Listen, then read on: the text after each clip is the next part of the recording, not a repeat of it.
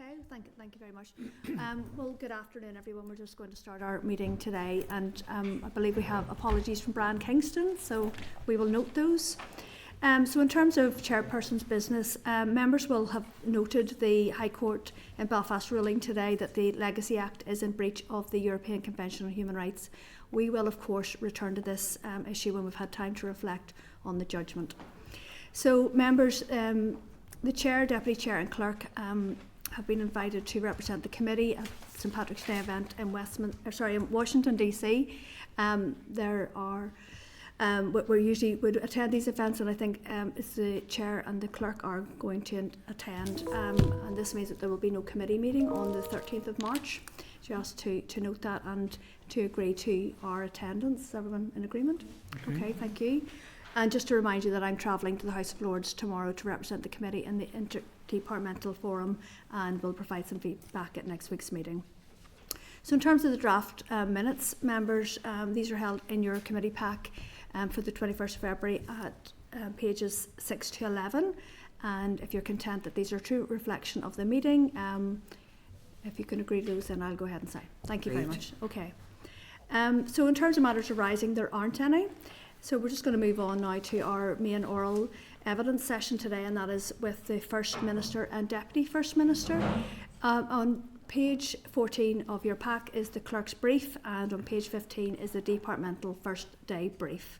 So we'll just allow the First Minister and Deputy First Minister time to join the meeting.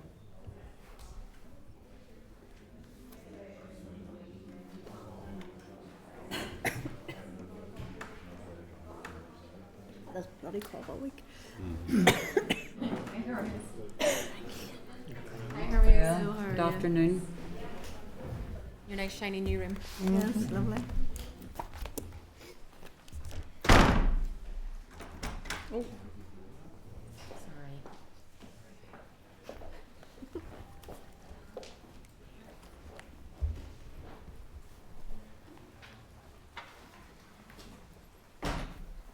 Okay, well, you're very welcome. Michelle and Emma, it's great to see you now in front of committee. So I'm just going to open up and see if you would like to make some opening remarks. Yes, thank you very much, and congratulations to you, Chair, Deputy Chair, and all the committee members. And we look forward to working with you in the time ahead. No doubt the work of our department is interesting, and just given the nature of it, we'll have many things to talk about. We know that today is more of an introductory session, that we have a lot more detail to get into, and we're going to have to come back on different occasions to talk through many of the challenging issues which the department will face in this mandate. But we do welcome the opportunity to be here for this session, and we know that you have received the copy of the First Day brief, and we're also aware the Head of the Civil Service has been here, and officials from the Executive Office last week gave you evidence on a range of issues. So we're not intending to go through that ground again, you'll be glad to hear. But by way of introduction, just to give you an overview of the context in which we're working and the challenge that we face. So in doing so, we're mindful of the fact that there are two elements to our responsibilities. The first is leading the executive and developing and getting agreement across departmental strategies, for example, and perhaps most importantly, the programme for government, which you'll want to scrutinise and analyse and input into. The second is also is as ministers in charge of the Executive Office itself. So the executive has met itself twice since appointed. Is that right? Twice, yeah. I just question myself there. And ministers of all parties have given an immediate commitment to identify and tackle all of the priority issues, such as public sector pay, childcare, urgent action on waiting lists, and addressing environmental challenges, are including the issues in relation to Lough Neagh. And we expect that over the course of the weeks and months ahead that we're going to discuss all of these critical issues at forthcoming meetings in more detail. But we cannot do all these things that we want to do and achieve all the things that we want to achieve if we don't resolve the immediate challenge of securing financial stability on a long term, fair and sustainable basis. So the executive has been united in calling for dialogue with the Treasury to agree that plan so that we can move forward with confidence and with the proper resources that we know that we need to deal with the issues that we have mentioned, and essentially the chronic issue of years of underfunding. So that's just by way of an opener for me by introductory remarks, Chair. Thank you. Can I also offer my congratulations on your appointment and the Vice Chair as well. As indicated in our initial meeting, our relationship with the committee is very important to us. I think since we've come in, we have indeed tried to set a very positive tone and a constructive working relationship, not just within our office, but with our colleagues around the executive table. But we will, of course, want to establish a very strong, constructive working relationship with you as well. The committees, of course, of the Northern Ireland Assembly have that very particular additional role of the support and the development of policy in the departments, not just a scrutiny committee. And that is something that I think there's huge potential with across all of our committees, including in this one. And I know that we will always value your insight, your questions, and how that will evolve and improve policy within the department. As you know, the Executive Office is a comparatively small department, smaller than it once was, even in terms of the policy areas, but it does play a very essential role at the heart of government, particularly in relation to those sort of cross-departmental issues that would be supported from the centre. For example, issues of social change, victims, refugees, post-EU, exit matters, equality and international relations, and I've no doubt you'll have seen all of those referred to in the first day brief. The whole of executive approaches will be increasingly needed to address the hard problems, and as such the Executive Office must be alert and responsive, and where necessary to take the lead in addressing emerging issues in our society. And not least in recent years with the COVID crisis, we saw the need for that coordination role, and the need, I think, from our point of view as well, to make sure that that is a very robust and agile department sitting at the centre to be able to support also the work of other departments. Another good example is the strategic framework to end violence against women and girls, which will be a key piece of work as we move forward. But ultimately, what matters, of course, is that the policy and interventions have a positive impact.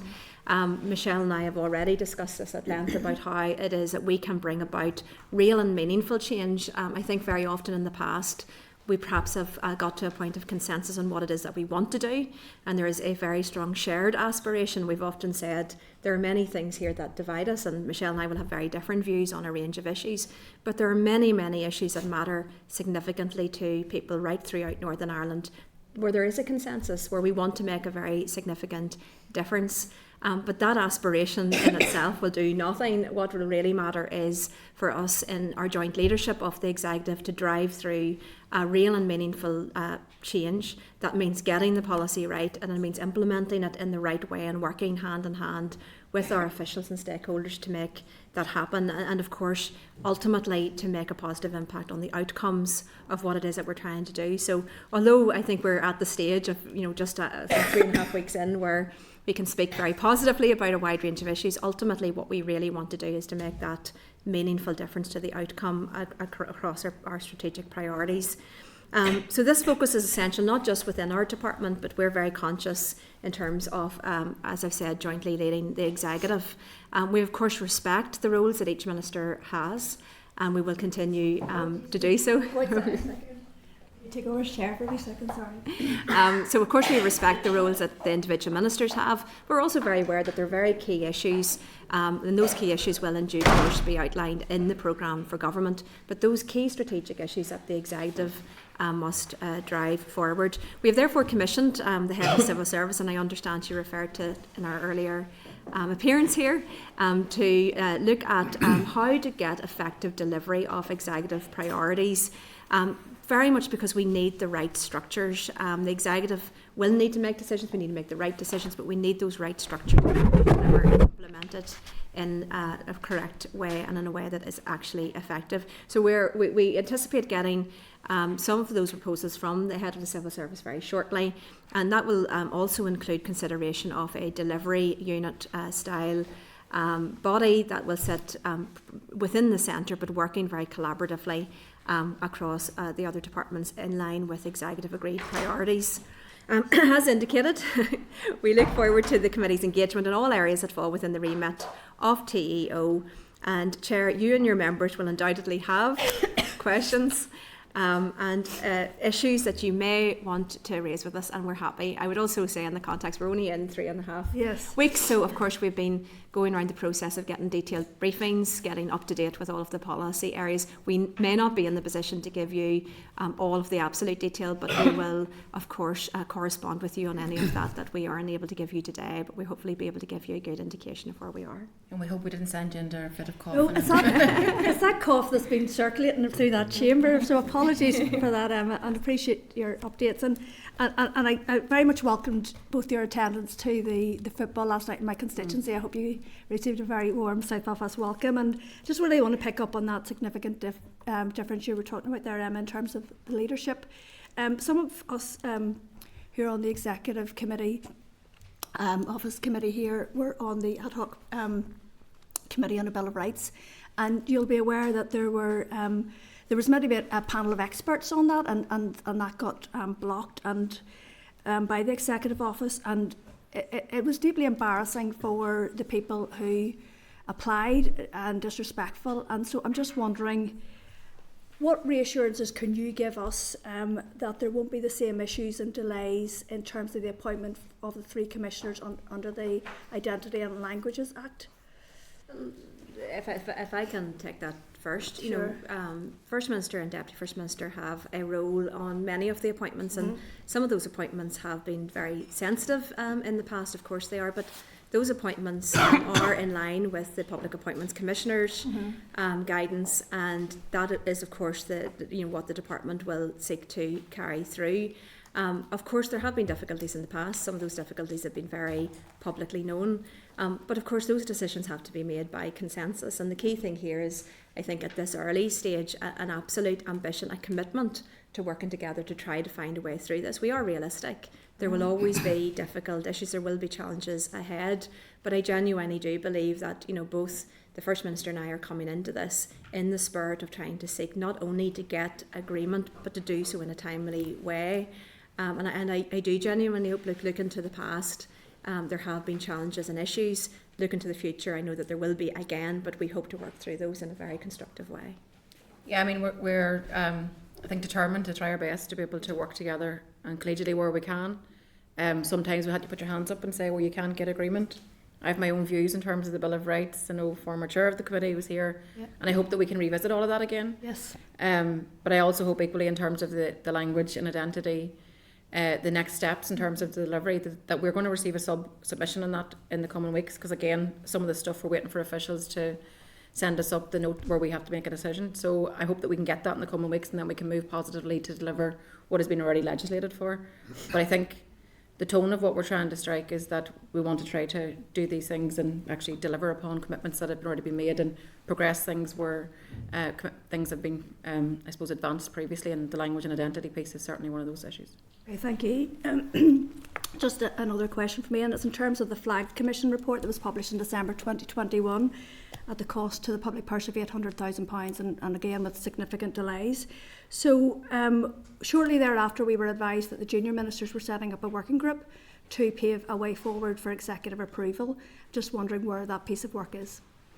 Again, we're waiting for a submission to come up on this in terms of where we currently sit, but as you said, and we know that there's been political issue again with this in the past. However, let this new executive now receive the submission in terms of where we go from here.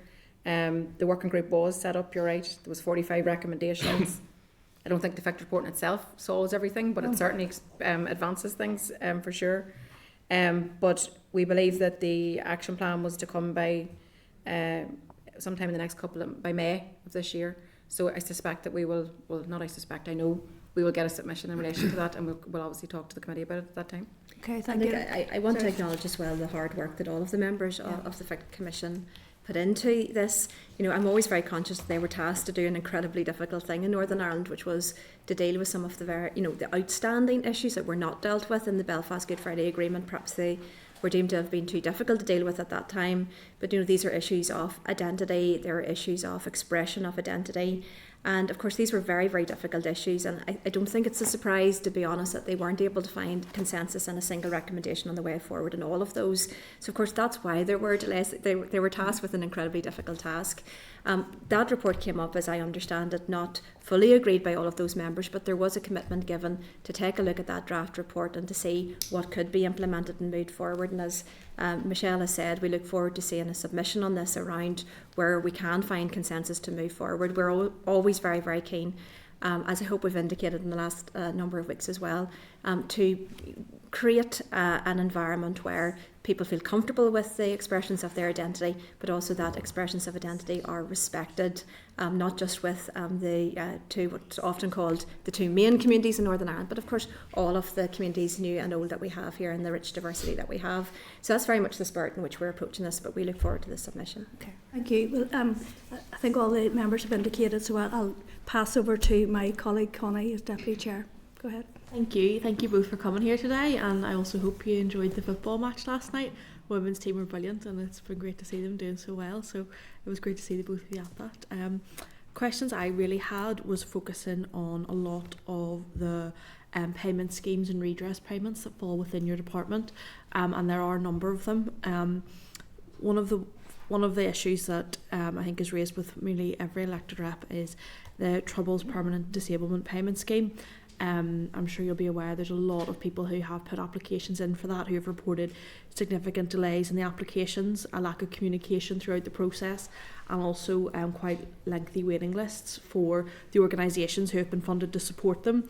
So one of the questions would be, what actions are you taking to ensure that process is carried out properly and with the view to processing applications correctly, but also in as quick as possible in communicating with the applicants. Next one was then on historical institutional abuse redress, and if you just had an update on the contributions from the institutions in question around the contributions they're making towards the redress scheme, and any roadblocks or updates you could provide on retrieving that. The next one is two proposed schemes, one being for the mother and baby homes, and an update on that please, and then the recent proposals from the Commissioner for Victims and Survivors, and your assessment of the bereavement payment scheme that he's proposed. So probably a lot of detail there that we'd need to actually come back to you in writing, to be fair. And can I just, in the spirit of trying to, for us to be as helpful as we can whenever we come before committee, if there are particular areas that you would want to cover, that we'd want us to come with more detail, then we're always very happy to receive that information, just so that we can give you a more fulsome response. In terms of the applications and delays, I mean, that's really unfortunate, and we need to fix that. We haven't had a chance actually to speak to the officials in that area of work within our department yet, but certainly it's on our a desk of things that we need to get to. So we will provide, I think, a written response to you in terms of the work that's actually underway to improve the process, because that's ultimately what I think people are asking for. And you know, people have been waiting a long time to get access to it. So the fact that, you know, when you put in your application, you're waiting another inordinate amount of time isn't good enough, quite frankly. So let us respond to you on that. And I'm happy in terms of the bereaved or the injured payment, I guess, to start with. I know we've got a number of questions there. In terms of the injured payment, I had been liaising with the department even prior to this, because I was legacy spokesperson for my party. So I know that the department had taken a number of actions because of the concern. There are many of these cases are very, very complex and do go back, as it applies across these schemes, but goes back some significant time ago. And the department has established relationships with a number of those bodies, including in terms of health in relation to the likes of the PSNI, to seek that information. The design of the scheme was very much that the individual didn't have to go and get that information for their application form. But what that does mean is that when the application is left in, then that work then starts in terms of trying to get that information to support the application, and that has been taking a significant amount of time. Now, I know that officials have indicated that they are going to get the business consultancy service in to do an external review to see how we can improve those timelines. I'm sure everybody has been contacted by people very unsure about what's happening, and it's taken a long period of time, but there has been a significant amount of payment out of that so far, which is we're glad to say, I think about 733 or around just over 730 successful applications through that. And you will have noted that there's been a recent leaflet drop to raise awareness about this, because the closing date of the scheme is in August. And again, if I can take this opportunity to encourage those who are severely injured to come forward and put in their application form. We have been, and I know the department has made representations to the UK government around the extension of that date for the closure of that scheme. But it would be really good if people put in their application form as soon as possible prior to that, to make sure people, and that's why the leaflet drop was there. The bereaved proposals will come up. We haven't had a detailed submission on that yet, but I'm very aware that the Victims Commissioner at that time put forward some proposals around that, and of course there will be a Victims Commissioner appointment process which will be commencing as well. In terms of mother and baby, I think in terms of the mother and baby, what was your question exactly? Did you ask me? Sorry, just an update for the redress scheme. Yeah, so I think again we're working our way through this. The officials are devising the scheme to make a more immediate interim standardised payment and also a separate individualised payment. So I think the details still being consulted upon. So until we have more detail on that, I wouldn't want to raise anybody's hopes or dash anybody's hopes either. So let us get more detail on that so we can talk to you more fulsome about it. And there has been a draft piece of legislation that has been drafted. We haven't seen it yet, and I know that the mother, some of the mothers and some of the adoptees, they haven't seen that either. That's a draft piece, but we anticipate that will come up to us in the next number of weeks. I'm sure that there are a number of policy decisions to be made to inform that legislation, which is why it hasn't been shared or consulted on by stakeholders yet. But I think we're expecting that in the next couple of weeks. We are. And then in terms of historical institutional abuse, our attention, obviously some of the other recommendations have been brought forward, but our attention's now on a permanent memorial.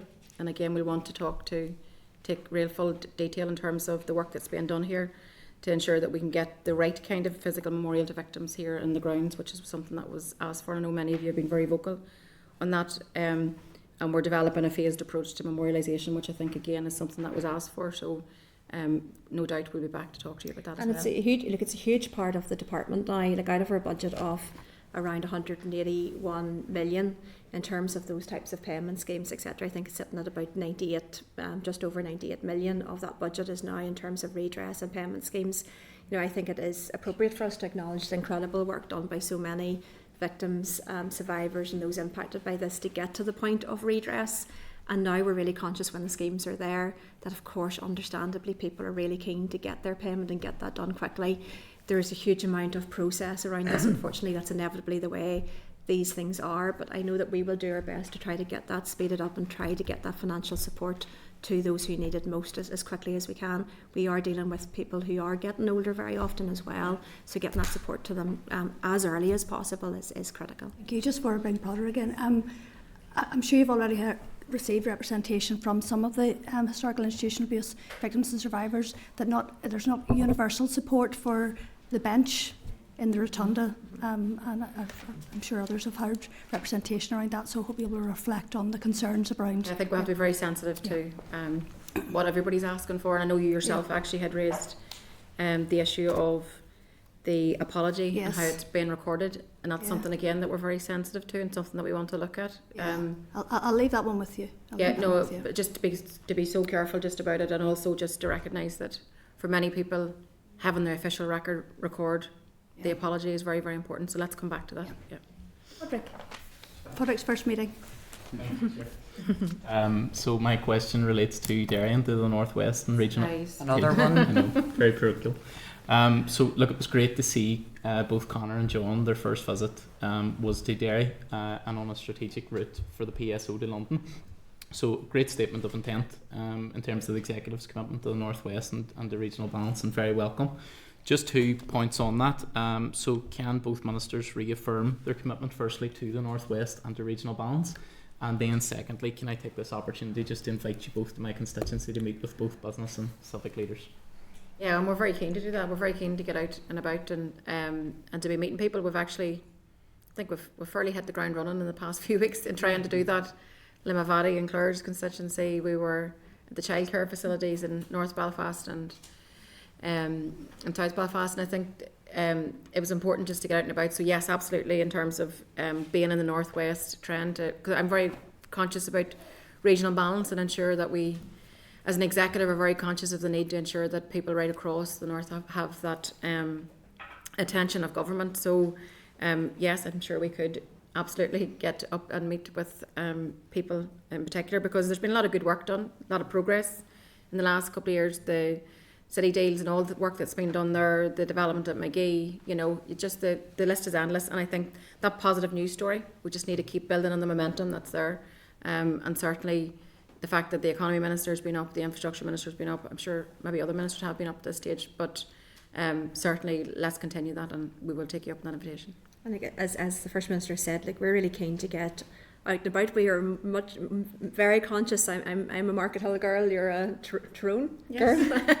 So you know, we're both of course we know that there's life outside Belfast. While Belfast is really important as an economic driver for Northern Ireland, and we will always support industry and business here, and if businesses want to invest in business in Belfast and the wider area, including in Lagan Valley, my own constituency, you know, we absolutely welcome that. But of course we will also encourage business to consider areas elsewhere, because it is incredibly important to ensure that all areas in Northern Ireland, no matter where they are, benefit hopefully from the prosperity agenda that we are seeking to set over the course of the next 10 years, the next 25 years. Like, we are absolutely of the view that the best way to support people is by that prosperity, that economic investment, that, you know, happy, healthy people thriving with good jobs and good opportunities. A great place to bring up your family is the best way for a stable future for us all. And that must mean, you know, when we go out and around Northern Ireland, and we've said this to businesses already in the 3.5 weeks we've been in, you know, Northern Ireland is a fantastic place to set up home in terms of the quality of life that you can get, in terms of the quality of our education, in terms of everything, set-up costs for businesses, and lots of benefits that we have, not just in our Belfast and wider Belfast area, but right throughout, including in the northwest. And I think we are determined to get out there and to tell that story, to say to businesses in the US, and we'll take the opportunity coming up around St Patrick's Day, but right throughout, like, Northern Ireland is a fantastic place to invest in, not just in one particular place, but in so many of our different places. And we're looking at some of the unique sectors as well that we can really try to support in investment zones and city deals, etc. Good, thank you. Thank you. Claire, please. Thank you, Chair. Thank you, First Ministers. You know, I really appreciate what you've been doing the last couple of weeks. I think your leadership has really shone through in that respect. I suppose what I would say is that the warm words and the gestures are absolutely important, but alongside that we need to put a programme for government in place. We need to ensure delivery of that, and I'm really pleased, First Minister Pengelly, to hear you talking about looking at the structures and ring fencing that and transformation. I raised with the head of the civil service last week that to an extent I'm not sure our structures really coalesce with the outcomes-based accountability model, and indeed in it, to try and get any sort of movement or moving forward, it nearly does need to be an executive-wide strategy, because every issue is cross-cutting, and maybe talk to a couple of those in a minute. So, you know, certainly she had suggested she'd be putting a paper to you that almost ring-fencing funding to ensure that transformation, so that when we do have critical kind of immediate issues like health or education, that we're not taking that money from that transformation, because the phrase that I used with her is that, you know, we can empty the sink, but if the tap keeps going, then those issues will keep coming. So we do need to look at this in an upstream way and a strategic way that really lends itself to those outcomes, so that it's not just about ticking boxes, it's not just about, you know, meeting that specific statistic, it's actually about genuinely transforming people's lives. And I think as First and Deputy First Ministers, you have a role in really trying to direct that transformation. You know, 26 years post Good Friday Agreement, it feels like we've been transitioning. We really need to be transforming now. So I suppose really it's just to talk to that transformation and really to put that to your focus, because yes, we will all get bogged down in the critical, you know, issues that we hear about, which are important too, and we won't change that if we just keep doing what we're continually doing. In terms of those wider systemic issues, and this is one that's actually come up in the news this week, but it's been on my brief, believe it or not. So, you know, when I was last sitting around the table with you, would you consider doing an executive strategy on drugs? Because yes, I appreciate it's a justice issue, but it's a health issue, it's a communities issue. I do think it's something that we need to lead on. I think it's something that we, even when we look at tackling paramilitarism, really, it's tackling drugs that we need to be looking at and tackling criminality. And I suppose that leads me on to the kind of tackling paramilitarism and how you see that moving forward. I was always sceptical about the success of that project because it needed to operate alongside a programme for government that actually lifted those communities out of vulnerable situations where they're being manipulated by criminals within our societies.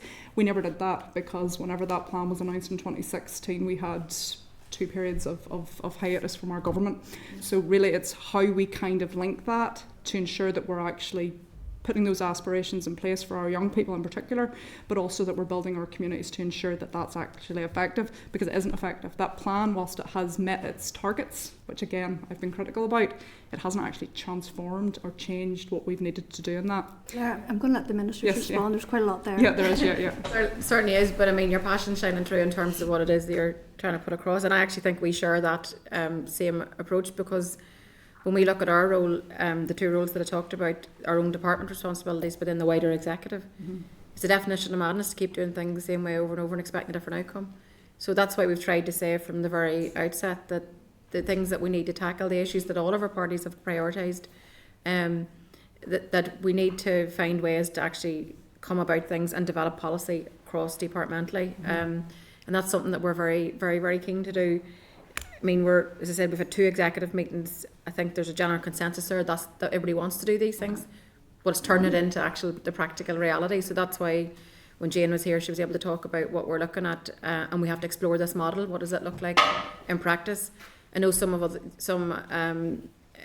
MLAs I've heard, saying they're a bit concerned about, does it just work for the bigger parties, or how can everybody get involved in this work? So I think that's also important. You have a role to play as an independent as well. So I think that's crucially important. But when it comes to tackling the issue of drugs, and the programme this week I think makes us all sit back and take a look and know that we need to have action.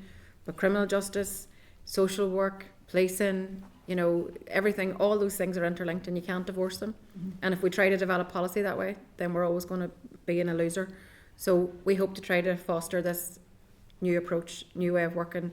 That requires commitment from everybody around the table, and we hope that we can get that, and hopefully we will see that change kind of in the outworking of what we achieve, because you can't separate out the tackling paramilitary work from the current drugs, youth services, youth provision. My God, if you just started talking, you just name every service out there. So we need to find a way to bring that together.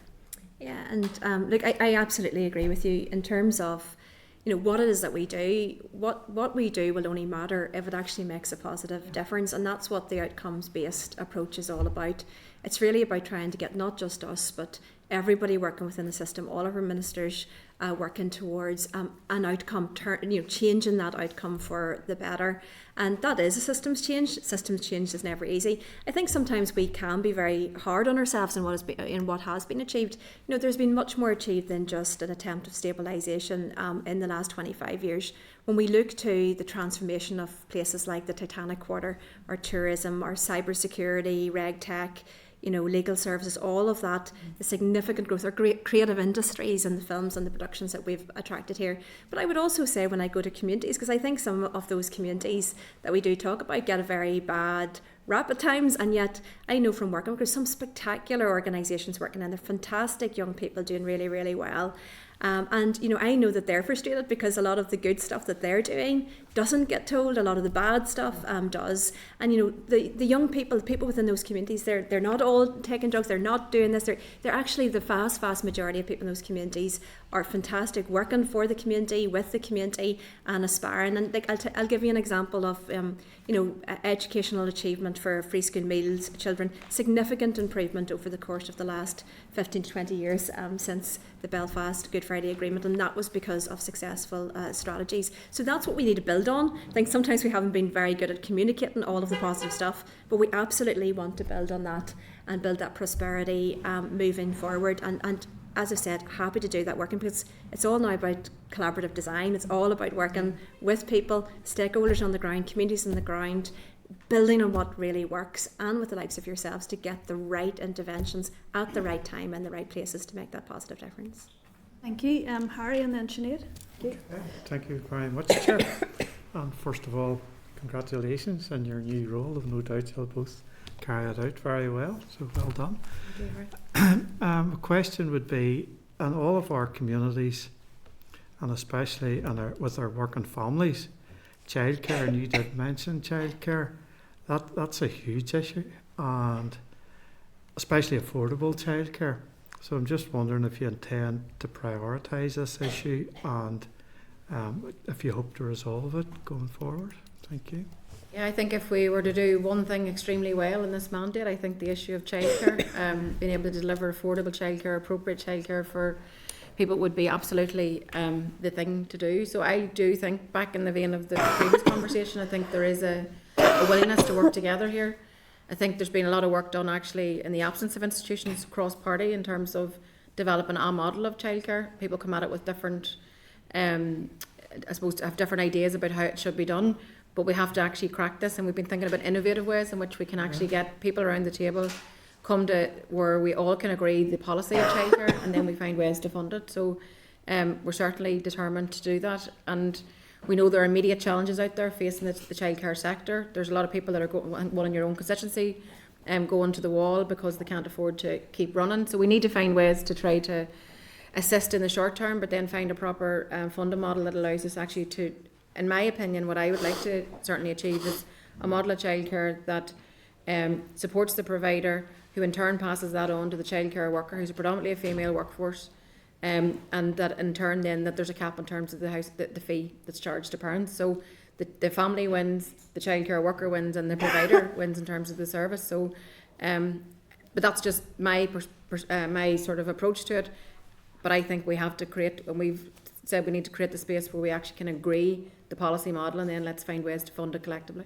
And yeah, absolutely. Childcare is something I've been deeply passionate about, because I've seen the struggles, not just of my, your friends, of family, of others, in terms of trying to get accessible, flexible childcare when people need it, but also the affordability and the pressure that puts on so many families. It's not just low-income families, in all families, the cost of childcare is extremely high in Northern Ireland. We're very conscious of that, and I absolutely agree with Michelle that this is there's an opportunity for us now. I really, really welcome the fact that I think in all of the party manifestos there was a commitment to childcare.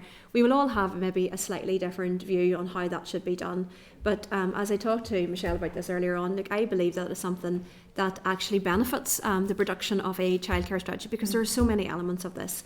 There is the rural and the urban, there is the issues with children with special education and other needs, there is the needs of families that are working non-conventional hours, there's the needs of families who want their childcare as wraparound in childcare schools, childcare settings. And we were out visiting two absolutely wonderful childcare settings, both social enterprises associated with the Ashton Centre and Shankill Women's Centre. And these are really, really good examples of local community provision, really high quality local community provision, in a model which is very much focused on giving back to the community. And working with the community, including the workforce that they take in, and supporting the children. But as Michelle said, we're very conscious that all settings are under a huge amount of pressure here. We want to support and make sure that we can retain the provision that we have at the moment as we work to build on that and to bring forward the substantive strategy. So that's why we have asked our ministerial colleague in education to bring forward some urgent proposals around immediate actions to support people, because a strategy will take time. A well thought out strategy will take a period of time, but we know that people are under pressure right now, and we need to help them. That's encouraging. Thank you very much. Thank you, Chair. Thank you. Sinead, please. Thank you to both of you for coming before the committee, and I really welcome the demonstration of working together and that positivity that you're bringing in the early days of this mandate, and your desire to that new approach and the new way of working, and but fundamentally to all of that, nothing works and nothing gets delivered when this place is down, and we've had a real drawback in our public services, and when things were bad they've got actually a lot worse, waiting times and everything else. So it's just that commitment and trust that we need to build up within our communities, that we're here and we want to work through the difficulties, and we're here to stay. And can you talk any more on just how we build that trust within our communities, that we're serious about delivery and we're serious about being sustainable in this place as we tackle some of the really massive issues that are out there in all of our communities? Well, I think the fact that we're here and we're in the executive, I think, sends out a chorus of noise to say that we're determined to do business, that we're here to work. We're in place for 3 weeks. We've had some very significant announcements over the course of that 3 weeks. We hope that shows a willingness. But as I said from day one of taking up the post of First Minister, that we know that the politicians, it's our job, we have to lead, but we also know we need a whole of society approach to trying to change some of the things that we're all collectively trying to change. So I'm up for that.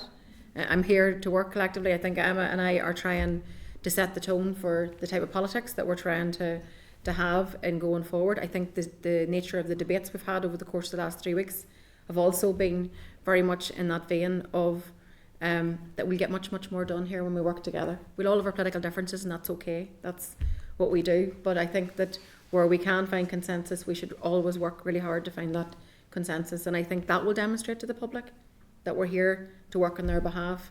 And I think some of the visits we've been able to do in these early days, and we'll continue to do, will show that we're determined to work for everybody out there in society and do our best, despite the fact that we know that we have huge nettles to grasp in the time ahead. There are big decisions for us all to take. The financial situation that we face is dire, but we know that, and we've decided to be in the executive to actually do something about that and actually try to respond to that. And that's why the financial case that we're making to the Treasury is crucially important in terms of allowing us to be able to do some of these things that demonstrates what having locally elected politicians can actually do for you on a day-to-day basis, which I think ultimately what the public want is pragmatic, reasonable politics, and for us to work together where we can. Absolutely. We look back, and there's been a lot of reflecting over the course of the last 12 months with the 25th anniversary since the sign of the Belfast Good Friday Agreement, and the path has not been a smooth one, in particular with institutions. From the collapses with the Ulster Unionist Party and SDLP governments in the early part of the sort of late 1990s, early 2000s, right through to most recent collapses, it hasn't been an easy journey.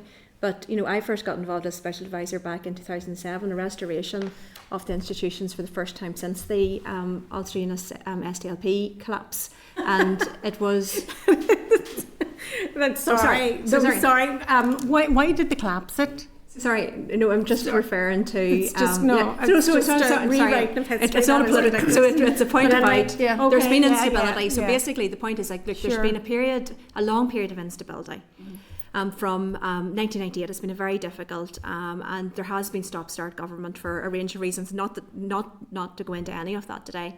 But today is about positivity. It is about saying, look, it's time, to work constructively, because the reality is, by focusing on what it is that we can agree on, not in what we disagree with, that is the best way forward. And I think where I've seen issues here get into a higher level of difficulty is where we are focusing on the differences and not on where we can agree.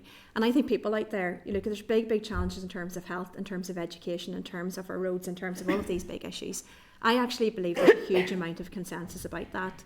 And, I think when we look back, all of the political parties have struggled at times, but the reality is moving forward, we can all work constructively together. And it's not about political point scoring, it should be about working together in a constructive way. And I think we should reset those relationships. We should reset and move forward. And that's absolutely what I want to do, because I think it's what people in Northern Ireland want. It's what they demand of us, and they want to see delivery. And that will require us working to ensure the conditions of that stable future, particularly for the next 3 years of this mandate. Well, I don't think we can rewrite history here at this committee, but I want to move on because I want to talk to you about the programme for government.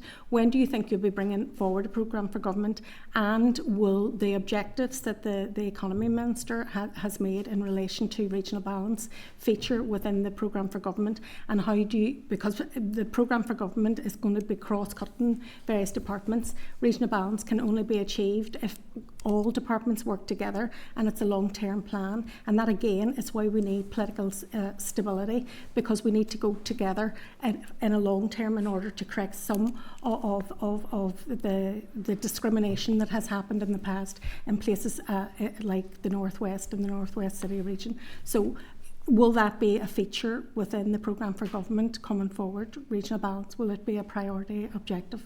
Yeah, well, firstly, let me say that in terms of the programme for government, it'll still be focused on the well-being of everyone. So that's regardless of where you live.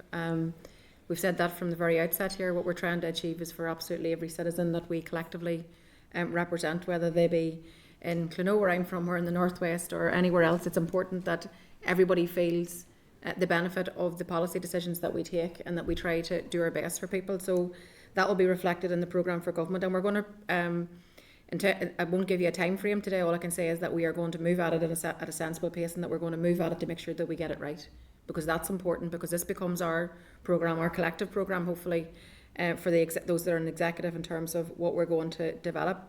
And there'll be collective priorities, and we have to consider all that alongside the financial challenges that we have. But there's nobody shying away from the commitment to regional balance, and the Economy Minister set out his pitch very, very well, I think, in terms of regional balance, in terms of driving up productivity, ensuring that we have better jobs, better paid jobs, that everybody enjoys those jobs, and that's for every citizen that we collectively represent. But the programme for government will certainly, it's something that we're all focused on, and we want to come back and talk to the committee about that, obviously at the right juncture. But all ministers are, I suppose, getting to grips with their brief again, and then I hope in the coming weeks that we'll be able to discuss at more length the programme for government. Any idea of the time frame? Just a ballpark figure? Yeah, so there's been a significant amount of work that had been done in terms of cross-party support and work prior to the restoration, and I certainly think that there's undoubtedly emergent consensus around key strategic priorities. I think we know what many of those are. It was the reason why Michelle and I on the first executive meeting made sure that we had those discussed, and those include issues such as the Lough Neagh issue and urgent action. Again, we know it's not going to be an issue which will be quickly resolved, but something in terms of action that needs to start now if we are going to resolve it within an agreed timescale. We also have put in childcare. We've talked about that in terms of strategic priority, public sector pay, which you'll have seen. So there's a huge number of waiting lists, special educational needs. So there's a number of issues that we've discussed which outline, I think, the key strategic priorities, and I believe that those are shared across many of the parties, including the official opposition. So those will be, and I think that work is invaluable in setting the sort of a key approach in terms of the work to be done now to finalise a programme for government. But Michelle and I are very clear, we want a programme for government as soon as we can. There are statutory requirements in terms of consultation, but of course that's not just a requirement, because we do want to hear people's views. We want that to be a meaningful process, because I think that will help the programme for government. So that has to be taken into account in terms of the time frame. But of course we will work to ensure that is brought forward as quickly as possible. We want that to be there so everybody is clear, not just in the Assembly, but throughout Northern Ireland, as to what we are working towards. What are the priorities of this government? What it is that Michelle and I want to achieve in terms of those strategic priorities for the executive, and what executive ministers then will bring to the table in terms of the challenges within their own department. So we're absolutely determined. Yes, we've been out and about, and we've been doing and trying to send and set a very clear tone. I think that's incredibly important. I think it's incredibly important for delivery. But we're very aware that actually what we really, really want to do here is to deliver against those key strategic priorities, and that is what is going to make the significant improvement to everybody's lives, for people who are sitting on waiting lists, people who can't get that educational support, people under financial pressure. That's what they want to see, and we're very conscious of that. Thank you. I just want to bring Carol in. I'm very conscious that the last time the programme for government went out for consultation, the Assembly collapsed, and a lot of the community and voluntary sector spent a lot of time making their submissions, and they walked away feeling very let down. So I would very much concur and align myself with Sinead's comments there around ensuring that the public, feel that this is going to endure and that this is going to deliver for people. So I just wanted to raise the issue of the previous consultation. So Carol and then Emma, please. So, welcome to the committee. Can I just put on record, Brian's not here, so it's my North Belfast colleague. When we're talking about regional balance, we need to look at areas in North and West Belfast as well. First visits you had were in the new lodge in the Shankill, And you see when you invest in those communities, the return is long lasting and it's sustainability. So I just want to put that in the record, not to argue against or not support what both Pádraig and Sinead said. So, and I also want to congratulate you on last night, and particularly, you know, not just the symbolism of it, but given the 2 speeches that you give on the first day, I think it's given hope to a lot of people, particularly a lot of young women. Harry, what, you know what I mean? Yeah. Yeah, we do. We've had people coming up to us and telling us, which is great, and with that comes a big expectation. But I do welcome it. So this April is 26 years of the Good Friday Agreement. And part of those institutions, and indeed part of the first day brief, come from your department. It speaks about things that need to be done. I love the term naughty issues. I don't even know who invented that, you know, but it's probably a euphemism for something else. But the question I would have is around the North-South Ministerial Council and the All-Ireland bodies and the appointments, and I'm sure the backlog of at least 2 years, is that on your desk for need to look at now, or what's happening? Because I think that in itself would show a degree of cohesion, collegiality, and I just think it's a very important institution given the nature of the economy in the island and the fact that it's so small, you know. So Well, I don't know who's going to answer first. That's down to you. Just to say, I mean, I thanks for the commentary around the positivity, because it is there, and we do Yes. feel that, and we also know that we have to deliver. And so I'm glad we've been able to not just present what we're trying to achieve together, but also present some early progress, particularly in relation to public sector pay, and hopefully that translates into the workers being able to accept that. But I mean, I think that has shown in these first early weeks the significance and the importance of having locally elected ministers that actually work on the public's behalf. See, ultimately for me, politics is about hope. It's about opportunity. It's about solving problems. It's about trying to do our best for people, not least in the challenging climate that we're in. So I think everything that we're trying to do is about looking towards the future. It is about trying to focus on the areas of common ground. It is about trying to build that shared and better future. So I'm glad we're here. I also know that, as I said, that we have big challenges ahead of us, but I am glad, so glad that we're all back in post and that we're all going to try and do our best. It's also important that we have the executive up and running, committees are functioning, the assembly's functioning. It's also equally important that we've all strands up and running. So I hope that in the very near future that we're also going to have, we're working towards getting the other elements up and running, including the North-South Ministerial Council. We know there's a big backlog there in terms of appointments as well, which again another piece of work that's coming to our desk in terms of filling those spots. So I want to see all elements up working again, and I hope that we'll be able to progress those in the weeks ahead. Like, absolutely. You know, the North, South, East, West relationships are EIC as well. yeah, it goes without absolutely, saying. absolutely key part of the Belfast Good Friday Agreement. Absolutely aware of that, and you know that's an important element as well in terms of ensuring that cooperation and that discussion and communication across the United Kingdom and the Republic of Ireland. And like certainly we've discussed this in terms of getting and ensuring that those can move forward. We're also waiting for I think the first meeting of the East West Council, which will be a new initiative. You know, I have remarked very often to the UK government about some of the very good cross-border work that happens. I was just at the Peace Proms, for example, on Sunday there. Absolutely amazing, fantastic young people singing together. The cross-border orchestra, absolutely fantastic. I would also like to see that initiative in terms of sharing that understanding between ourselves and young people from Scotland, from Wales, from England, from Yorkshire, from Cornwall, you know, where perhaps there is less opportunity, but also in terms of our civic and business sectors and what they can learn from each other across that all-island North, South, East, West dimension. So absolutely, there's no issue, and we're currently seeking to finalise dates, but those will happen very shortly. Just the last point, Chair, is I'm really glad to hear that, because I think our residents, citizens, different sectors are way out in front of us, so they're asking us, because there's an expectation that this is something for them that they need to see happening.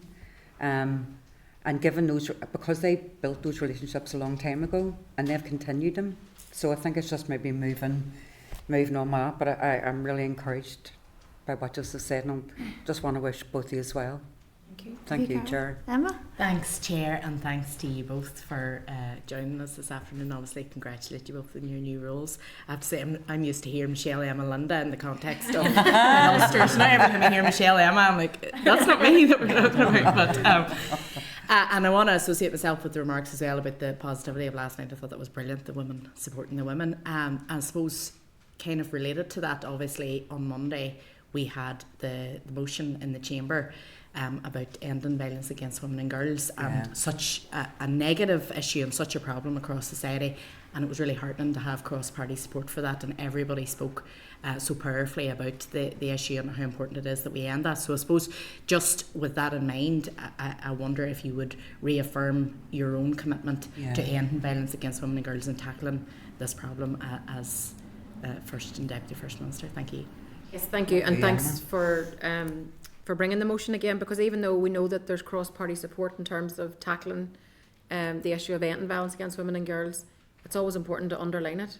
And I think I think this came through in the debate the other day, the more that we speak about it, the more people can hear it, and you're breaking that silence that exists for so many people. So I thought it was a very compelling debate, and I think we were all on the same page in terms of what we were saying around breaking the silence, around the need for partnership working, around the need to turn the framework into an action plan, so we actually can see things that are making a physical difference every day, and we need to support those partners out there that are actually delivering a lot of this work on the ground for us.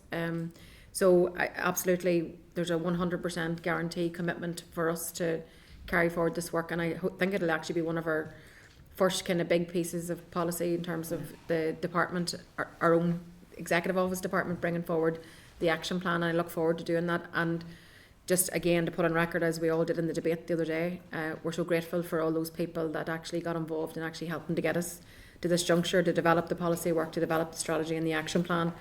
And also for those people actually with real lived experience who got involved. Yeah, absolutely. People who have experienced violence, people who have come forward and were part of that conversation, because who better to understand how a service impacts you than that person who's been through that journey themselves. So we actually had a chance to meet some of those people in the Long Gallery as part of the co-design work. And just to circle back to where Claire had started earlier on, co-design and co-production for me is essentially where we all need to do everything now. It's how we should operate, it's how we should develop policies and plans, to go right down to the service level user, and to bring that back to a policy is going to be far more effective in policy development than just than not having them part of that conversation. Absolutely, and I completely affirm a commitment to ending violence against women and girls, something again I feel very passionately about. As somebody who's worked in the law, and you see the result of that, it's appalling. It's not just the homicides, the murder, it's the abuse and the assaults and everything in between. And look, it's appalling. It's not easy. It's not going to be an easy issue to resolve. It's a big problem, not just here, but right across the globe. I think we're very aware of the challenges and the limitations on what you can do, but what we can do is everything that we possibly can in terms of this piece of work. And I think this has been an excellent piece of work, as Michelle has said, a really good example, I think probably our first example of a genuinely co-produced proposal. Like, of course that has to come up to the executive for agreement, but in an area like this where the expertise, that doesn't sit necessarily, of course it doesn't with politicians or even civil servants, but the expertise from people working in the sector, the academics, the people with experience of this, such a good example of how the way we develop policy has evolved, even over the last 10, 15 years from I was first involved in policy development. Significant differences, but for the better, because we're really seeing and we're really testing out some of those ideas. Now, government policy is never going to be able to do everything that everybody wants it to do. We do have the limitations of a difficult financial environment, but of course we have to get the policy right, we have to get the strategic things right. But we're very aware that a lot of the organisations doing incredible work on the ground have really suffered in terms of funding, And that is something that we want to address, because there's no point all of the glossy, wonderful documents saying all of the things in the world sitting on a shelf or in a photograph as we launch it. That's not going to change anything. What's going to change it is the implementation. It's the organisations working with people and continuing to work with people, particularly those working with women and girls in crisis, but right throughout supporting women, and that's what we want to do as well. Yeah. Well, on that very robust and important point, I'm going to close this session just by thanking you both. It was really, really useful. I really appreciate your time today. I know you're very busy, but we do look forward to welcoming you back at a later stage when you've got a wee bit more progress under your belt. All the best. Thanks so much. Thank you. All the best. Okay. Okay, members.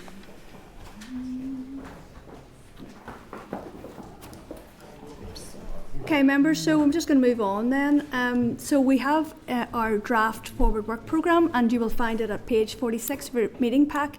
I know the clerk and his team are working to substantiate that, and hopefully we'll have a lot more information on it from next week going forward. But in terms of next week, we will receive briefings from the First Legislative Council on the work of the Office of the Legislative Council, and the Assembly Research Service on key issues for TEO, and that's very much doing a deep dive into the legacy report, what they did last year, and the stuff that's being brought forward. The EU Affairs Manager will be here as well on EU and intergovernmental matters. So are you content to move forward on that basis? Great.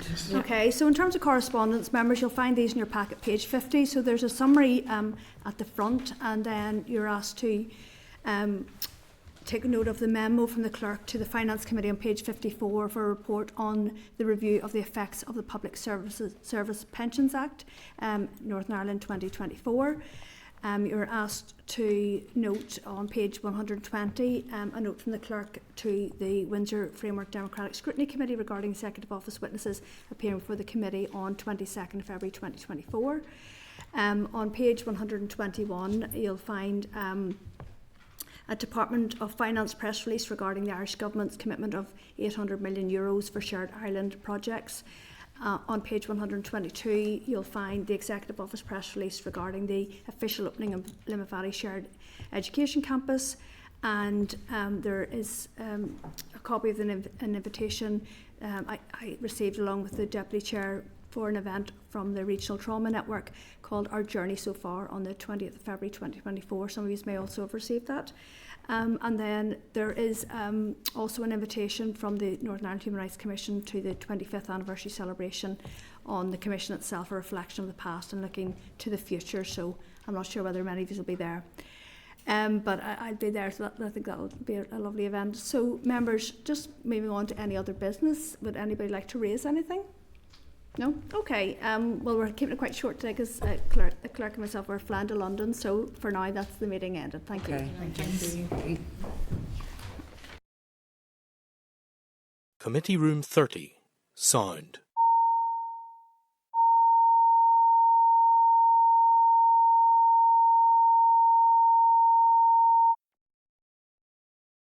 Committee Room 30.